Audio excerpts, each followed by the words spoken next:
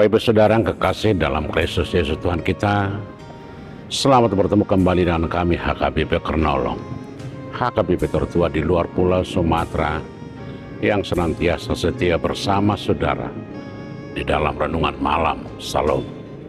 Dan untuk memulai renungan ini kita berdoa.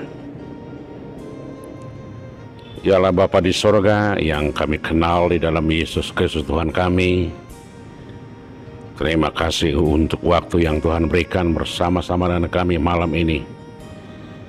Kami masih boleh mendengar firman-Mu bersama-sama dengan Engkau di dalam sukacita dan dalam damai sejahtera malam ini.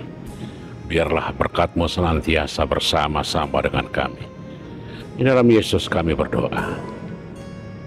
Amin.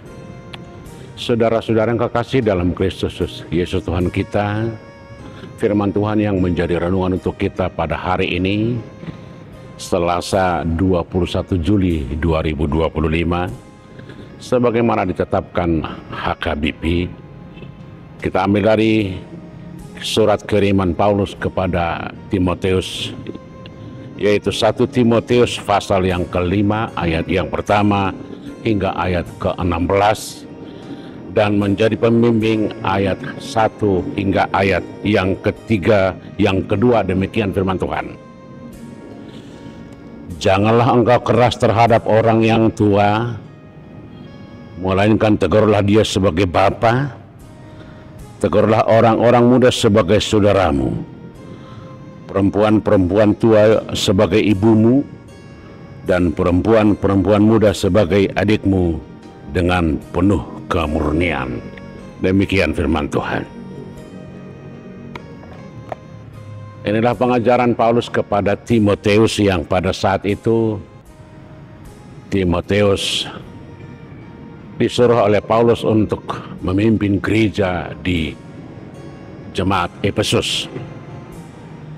Sebagai jemaat yang baru berdiri dan sebagai komunitas gereja, di dalam gereja itu anggota jemaatnya terdiri dari berbagai macam orang, mulai dari anak-anak, orang muda, dewasa, dan orang tua, sampai yang sudah lansia. Padahal pada saat itu Timotius masih berusia muda.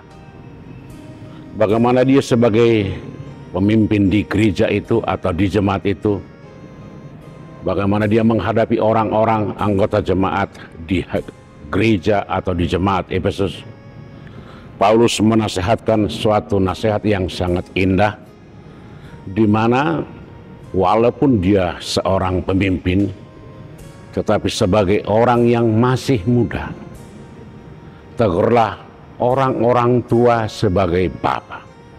Itu artinya dihormati dan diperlakukan sebagai orang tua, penuh penghargaan. Dan barangkali belajar dari pengalaman orang-orang tua, bagaimana membangun kehidupan, bagaimana membangun hubungan sosial kepada orang-orang di sekitar, dan kepada orang-orang yang mungkin berbeda pemahaman dan agama. Karena itu Timotius diperintahkan oleh Paulus harus tampil, membuat semua anggota jemaat harus merasa disayangi, dihormati, dan merasa mereka adalah bagian yang tidak terpisahkan dari bagi komunitas jemaat itu. Kepada orang tua, kepada bapak-bapak, buatlah mereka sebagai orang-orang tua, dan kepada orang-orang muda buatlah mereka sebagai saudara, dan kepada perempuan-perempuan tua buatlah mereka seperti seorang ibu, dan kepada saudara-saudara perempuan muda buatlah mereka sebagai adik yang penuh dengan penghargaan, kesucian, tanpa ada keinginan dan nafsu-nafsu yang berada di dalamnya. Inilah yang masih luar biasa yang disampaikan oleh Paulus kepada Timotius. Sebagaimana gereja itu terdiri dari anggota jemaat dari berbagai usia dan umur, barangkali latar belakang keluarga, latar belakang pendidikan dan pekerjaan, Timotius juga harus tampil bagaimana memahami dan melayani mereka agar firman Tuhan sampai, pesan-pesan agung dari Kristus itu bisa menjadi dasar dari seluruh perbuatan dan tindakan, dan akibatnya jemaat itu bagai sebab anak-anak, orang muda, orang dewasa, orang tua, bapak-bapak, orang-orang muda, perempuan-perempuan tua, dan perempuan-perempuan muda, semuanya harus berperan aktif dan menjadi tim yang tidak dipisahkan dan menjadi bagian yang tidak terpisahkan agar jemaat itu bisa berkembang, saling membangun dan saling mendukung, saling mendoakan untuk tujuan bersama demi tubuh Kristus yang kepala gereja itu. Dan secara khusus Paulus juga mengingatkan Timotius bagaimana memperlakukan para janda-janda. Ini merupakan sebuah pemahaman yang berangkat dari perjanjian lama. Dalam konteks perjanjian lama, para janda-janda seakan-akan tidak diperhitungkan, tidak masuk hitungan, tidak masuk dalam kelompok-kelompok, katakanlah kelompok yang utama. Mereka seakan disisihkan dan mereka seakan terpinggirkan. Itulah sebabnya Allah seringkali melalui nabi-nabi, melalui tokoh-tokoh selalu mengatakan bagaimana kita melakukan hukum Tuhan, aturan Tuhan. Sebagaimana Yesaya berkata, belalah hak para janda-janda, yatim piatu, dan orang-orang miskin. Itu artinya di dalam komunitas, di dalam persekutuan, di dalam keanggotaan jemaat, tidak ada satupun yang bisa ditinggalkan, sementara yang lain didahulukan. Tidak bisa yang lain disisihkan, sementara yang lain dinomorsatukan. Kelas-kelas sosial, kelas-kelas keluarga, itu harus kita robohkan dalam perjalanan gereja agar semua orang merasa adalah bagian dari tubuh Kristus itu, dan Yesus sendiri adalah kepala gereja.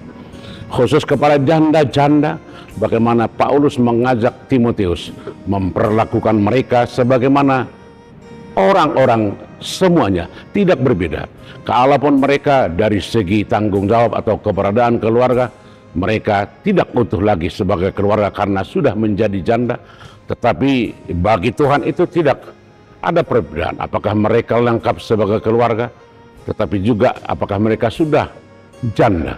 Tetapi secara khusus, prinsip atau perlakuan-perlakuan yang sepanjang budaya, di sepanjang sejarah perjanjian lama, para janda-janda harus diperhatikan, dan justru mereka menjadi prioritas karena mereka barangkali tidak mempunyai peluang untuk berbicara, memperoleh kerja sebagaimana para laki-laki, tetapi sementara kehidupan mereka harus berjalan terus, kehidupan bersama anak-anak, tanggung jawab sosial dan sebagainya. Karena itu Paulus mengingatkan Timotius untuk para janda-janda harus ada perhatian yang serius, dan ada bagaimana mereka selalu menjadi orang-orang yang selalu menjadi pusat pelayanan dan pusat pelayanan dalam cinta kasih dan persekutuan.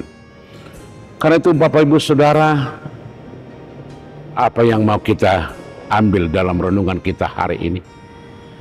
Yang pertama, bagaimana seseorang yang terpanggil menjadi pelayan, apakah menjadi anggota jemaat ataukah bagian dari sebuah anggota gereja, baik sebagai orang muda, orang dewasa, dan orang tua, nasihat Paulus kepada Timotius ini menjadi sangat penting bagi kita.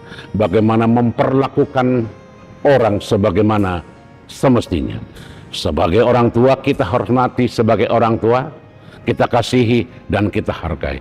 Sebagai orang-orang muda, kita mempunyai toleransi atau kebersamaan, persekutuan yang akrab dengan mereka sebagai orang-orang perempuan-perempuan tua, itu kita anggap sebagai ibu yang selalu mengasuh, memelihara, dan sebagai perempuan-perempuan muda juga kita perlakukan dengan kasih mesra tanpa ada keinginan-keinginan lain. Di tengah-tengah kehidupan kita sekarang dengan berbagai kelompok-kelompok usia, boleh-boleh saja para kelompok-kelompok usia itu mengkristal atau bergabung, tetapi pada dasarnya itu bukan memisahkan kita dari usia-usia yang lain atau jenis kelamin yang lain atau perbedaan-perbedaan umur bagi orang-orang di sekitar kita. Kita harus hormati, kita harus hargai, kita harus perlakukan mereka sebagaimana mestinya, seperti apa yang dikatakan oleh Paulus kepada Timotius pada saat ini. Biarlah Tuhan yang menguatkan kita. Amin, kita berdoa.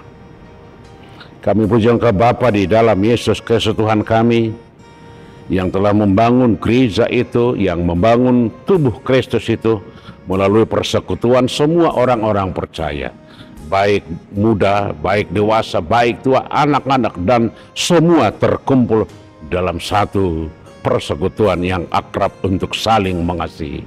Bimbinglah kami semuanya untuk tetap menjadi satu dan saling mendukung, saling mendoakan, saling memberikan yang terbaik bagi kehidupan gerejamu dan sesama kami dimanapun kami berada. Terima kasih Bapa, ampunkan kami dari dosa kesalahan kami. Di dalam Yesus kami berdoa.